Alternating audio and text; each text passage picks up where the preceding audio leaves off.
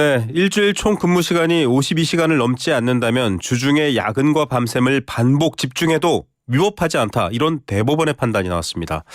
이렇게 되면은 집에 안 가고 계속 야근도 가능하다. 이런 이야기인데요. 노동당국의 행정해석과는 계속 반대되고 있습니다. 법조항이 조금 애매하다 이런 원인도 있습니다만 이렇게 판결한 근거는 무엇이고 노동계의 반발도 큰데요. 어떻게 해법을 찾아야 될까요? 전문가 이야기 나눠보겠습니다. 김성희 고려대학교 노동대학원 교수입니다. 교수님 안녕하세요. 예, 안녕하십니까. 네. 자, 이 민윤숙 대법관의 판단을 놓고 지금 기사가 더 많이 나오고 있고 관심이 높아지고 있습니다. 일주일 단위로 봤어요. 일주일에 52시간을 넘기지 않는다면 이건 뭐 위법이 아니다 이렇게 판단한 거거든요. 어떻게 보십니까? 예, 초과노동수당 지급은 하루에 8시간 넘는 것을 다 합산해 지급하죠. 네네. 그 일을 합한 시간이 주 초과노동 한도 12시간, 기준노동시간과 합해서 52시간을 넘지 않아야 된다는 게 이제까지 관행이고 행정해석이었습니다. 네. 근데 요번에 이제 하루 단위 초과분의 합이 12시간을 넘더라도 주를 기준으로 12시간을 넘지 않으면 노동시간제도 위반이 아니라는 것인데요. 네. 예를 들어서 17시간씩 이틀, 6시간 3일 근무하면 52시간입니다. 그런데 네.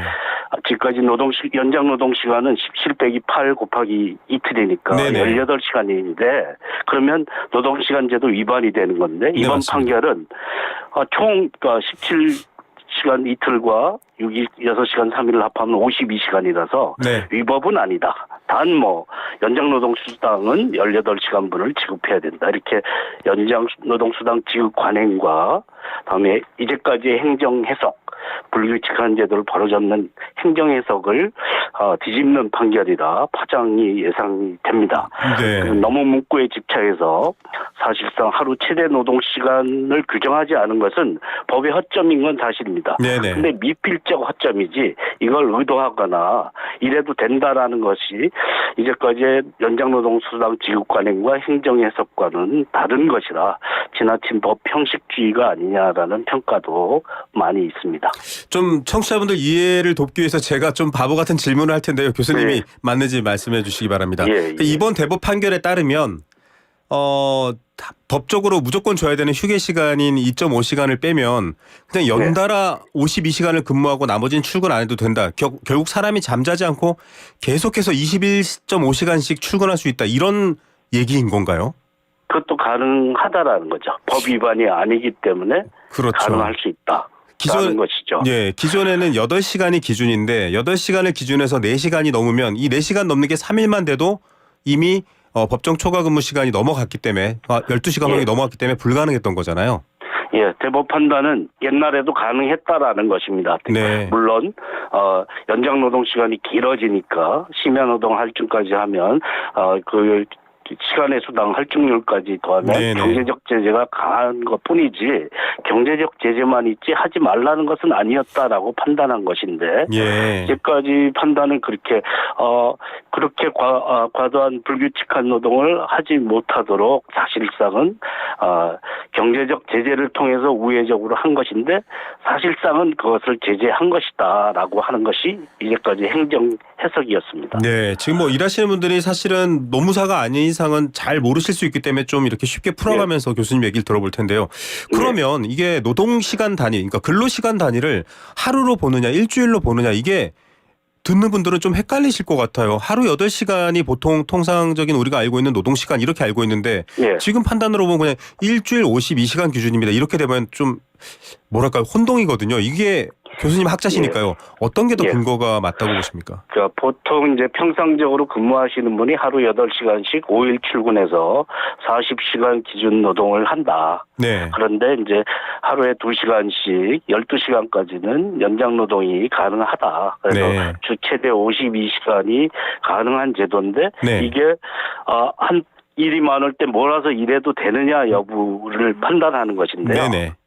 그것이 허용해 주는 제도가 유연근무 제도로 탄력적 시간 제도나 선택적 시간 제도로 변칙적으로 이제 활용할 수 있게끔 그거는 이제 절차를 가지고 하는 거거든요. 사전에 합의를 해서 하는 것인데 그거 없이도 이에 불규칙한 노동을 일주일 안에서는 날짜 단위로는 이게 어떻게 분산시켜든 상관없다라고 네. 하는 것이 허용되기 때문에 불규칙 변칙 근무가 많아질 가능성이 높다라는 거죠.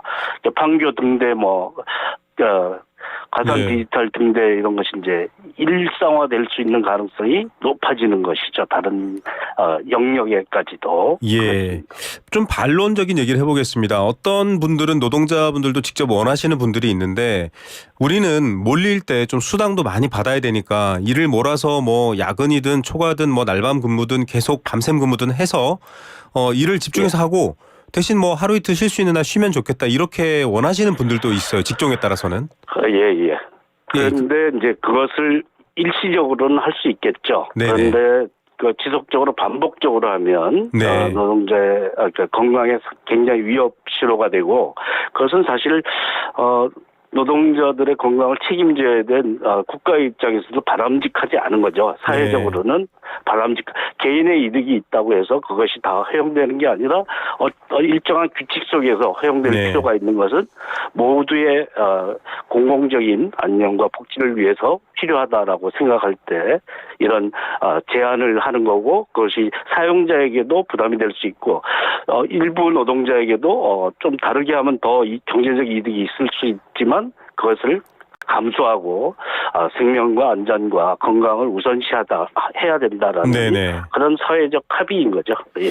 과로로 인한 산재라든지 산업 현장에서의 피해가 우리나라는 큰 편에 속하는 나라인데 이게 이렇게 장시간 노동을 하는데 과로하지 않다라는 거는 뭐 상식적으로 맞지 않는 말이기 때문에 과로가 있을 수밖에 없는데 교수님 그러면 이런 경우에는요. 이를테면 노동자들의 건강권 앞서 말한 과로 같은 사고 같은 문제가 생기거나 혹은 이 노동자들이 원하지 않을 수도 있지 않습니까? 장시간 노동하는 거를. 그건 요즘은 이제 그렇게 강요하면 뭐 직장 내 괴롭힘이든 여러 또 다른 방식의 규정을 위반하는 게 되거든요. 상충하는 부분이 많을 것 같아요. 이게 단지 52시간만 인정한다고 시행될 수 있나 이렇게 궁금해하시는 분들도 있을 것 같습니다. 그렇죠. 이런 사람들의 생활 리듬이라는 게 있는데 네네. 그 생활 리듬을 깨는 불규칙 노동은 그 산재 인정 기준의 과로사 기준이라고 할 수 있죠. 네. 60시간 이상 장시간 노동을 해서 하는 것도 과로지만 네. 40시간만 일해도 네네. 불규칙한 노동, 뭐 심야 노동을 한다, 교대제를 한다, 네네. 어떤 날 몰아서 일을 많이 한다, 이럴 경우에는 네. 40시간을 일하더라도 과로사 인정 기준에 해당되거든요. 네. 그래서 이런 측면도 있고 또한 이것이 허용됐다고 해서 강요를 할 경우에는 네네. 사실은 또 부당한 근로계약 관행이라고 볼 수 있는 측면이 많이 있습니다. 맞습니다. 네. 연달아서 이렇게 일하는 거는 과로 산재 인정이 되는 상황인데요. 지금 그게 가능하다 이런 판결 지금 혼란입니다. 일단 고용노동부가 주무부처인데 고용노동부도 좀 혼란스러운데 일단은 대법 판결을 인정이라기보다는 여기를 좀 반영해야겠다 이런 지금 멘트도 나오고 있고요. 정확하게 입장이 지금 나오지는 않는데 고용노동부 입장 어떻게 해야 된다고 보십니까?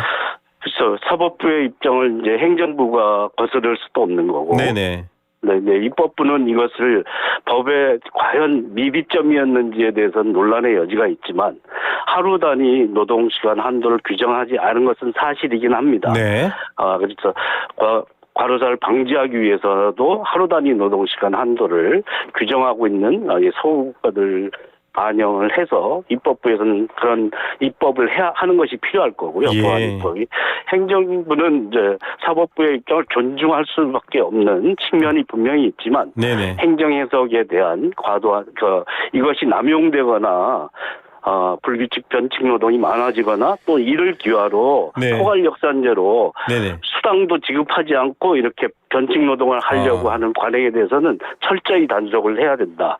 대법원 판결은 주 52시간 넘지 않으면 된다라고 했지만 하루 단위 8시간 넘는 건 초과노동 수당 다 지급해야 되는 거거든요. 네네. 그런 것은 또 분명히 밝히고 근로시간에 대한 근로감독이 제대로 이루어져야 된다는 것을 확인시켜주는 일이다. 그래서 노동부가 해야 될 일이 많이 있구나라는 것을 행정 해석의 변화의 시기까지 더 철저히 근로감독을 하는 것이 필요하다고 봅니다. 예, 자, 주 40시간씩 한 달을 일을 하는데 월급을 예를 들면 200만 원을 받습니다. 그런데 앞에 한 2주 동안 야근을 막 그냥 철야까지 하고 2주는 쉬세요라고 한다고 해서 초과 수당을 안 주는 건 안 된다. 이건 지금 대법 판결이다. 이 말씀이신 거잖아요. 그렇죠? 예, 그렇습니다. 네. 자, 이렇게 좀 변칙 노동이 생기면 이런 문제가 있기 때문에 지금 이런 제도 대법의 판결에 동의하거나 이게 좋다고 판단하시는 분들도 초과 수당 지급이라든지 이런 부분들은 또 면밀히 보셔야 되고요. 특히 앞서 말씀드린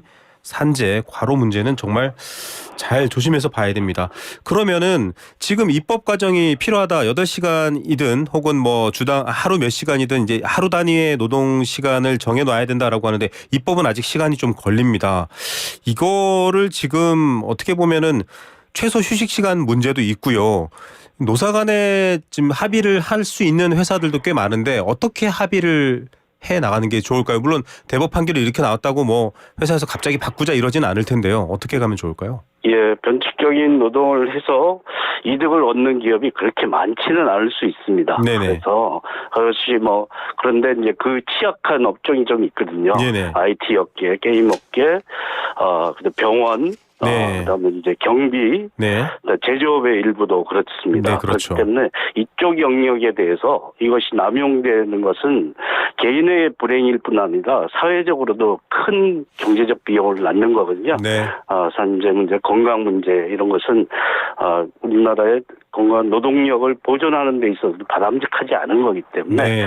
그런 것이 남용되는 것이 바람직하지 않다라는 인식을 확인시켜주는 그런 그 가이드라인과 행정 지도가 중요하다 이렇게 생각하고요. 네. 이제 이것이 합의 노동 시간에 대한 이런 변칙적인 규정은 사실상 노사가 합의가 할 필요가 있는 사안이거든요. 네. 또 개별 노동자의 이 노동 시간에 대한 판단의 권한도 존중될 필요가 있다 이렇게 생각합니다. 네, 교수님 지금 노동 시간에 대한 논의가 많습니다. 지금 윤석열 정부도 주 69시간 들고 나왔다가 여론조사도 하고 했더니 의외로 69시간에 대한 반발이 커서 지금 철회된 상황인데 우리 사회가 노동 시간을 어떻게 바라봐야 되는지에 대한 문제도 왜 늘리려는 쪽은 더 늘리려고 하는지 유지하거나 또 줄이려는 쪽은 줄이는지 그 맥락을 좀 설명해 주셔야 될 것 같습니다. 예, 우리가 이제 장시간 노동 국가로 유명하지 않습니까? 네. 네, 익숙한 것과 결별하기가 쉽지 않은 것 같고요. 진짜 새로운 사람을 더 추가 고용해서 하는 것보다 있는 사람을 더 오래 일시키는 게 훨씬 더 편하기도 하고 비용도 효율적이라는 그런 생각인데 그것을 거꾸로 뒤집을 수 있는 노동시간에 대한 철저한 관행이 아직까지 부족하다고 봅니다. 네. 우리가 사실 기준노동시간이 40시간인데 네. 52일을 넘니 많이 이런 논의를 하는 것 자체가 사실은 시대착오적이지 않습니까? 네.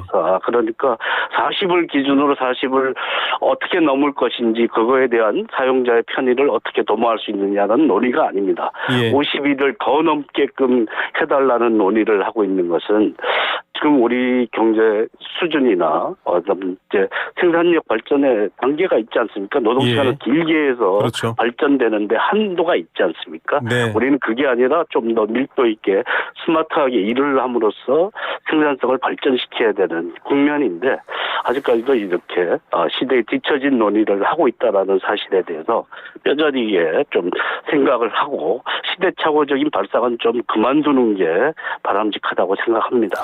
지금 사실 뭐 일자리도 없고 또 개인의 경제 상황이 좋지 않아서 뭐 저출산도 사실 여기 연결해서 얘기를 하는 분들도 계시는데 기업들에서 이렇게 노동 시간 자체를 늘린다는 거 약간 채용의 문제, 고용의 문제랑도 연결해서 볼 수 있는 건가요? 예, 그렇죠. 기존에 있는 사람을 연장 노동을 많이 시키고 일감에 따라 변칙적으로 불규칙하게 일을 시킨다면 그만큼 더 채용을 할 여력을 줄인다라는 거거든요. 네네. 충분히 그 여분의만큼은 채용할 수 있는데도 불구하고 우리나라의 고용 여력이 좀 계속 흡수력이 떨어지고 네네. 있지 않습니까? 그런데 여전히 노동 시간을 더 늘려서 하겠다라고 하면 그 흡수력이 더 낮아지는 거죠. 예. 우리가 이제 질 좋은 고용이 필요한 곳이 사람들이 많이 있는데 네네. 그럴 수 있는 사회적인 그런 합의나 방향으로 나가는 것이 필요한데 그러기 위해서는 노동 시간을 같이 줄여야지만 네. 그 길이 가능하다라는 점을 좀 우리가 가야 될 길로 생각해 볼 필요가 있다고 봅니다. 네, 정말 뭐 이 기사의 댓글 중에 한 분이 이렇게 노동시간 늘려놓고 무슨 출생률을 높이라는 말이냐 이런 댓글도 달렸는데요. 뭐 그분은 이제 농담처럼 비아냥하신 말씀이지만 뭐 실제로 맞는 말일 수도 있습니다. 그런데 교수님 마지막으로 여쭤볼 게 있습니다. 이게 지금 장시간 노동이나 이런 상황이 좀 더 확대되거나 혹은 변칙적인 장시간 노동이 확대될 경우에 사실 노동시장 이중 구조상 비정규직들의 문제는 더 열악해지지 않냐라는 우려가 있거든요. 이 부분 끝으로 한 말씀 부탁드립니다. 예, 우리가 시간을 길게 하더라도 임금이 낮기 때문에 시간을 더 길게 해서라도 연장노동 수당을 받아서라도 생활을 영위해야 되는 저임금의 비정규직 불안정한 노동자들이 굉장히 많은 비율인 편이죠. 37%에 육박하는 그 비율인데 플랫폼 노동자를 포함하면 더 많습니다. 그래서 이렇게 저임금 장시간 노동에 그런 유인을 가지는 노동력을 좀 더 질주원 일자로 흡수하기 위해서도 전체적으로 노동시간을 같이 줄여나가는 방향으로 노동시간 제도를 잡아야지만 그 길이 가능하다는 점이 중요하다고 봅니다. 네, 알겠습니다. 교수님 오늘 말씀 여기까지 듣겠습니다. 감사합니다. 예, 고맙습니다. 네, 지금까지 김성희 고려대학교 노동대학원 교수와 함께했습니다.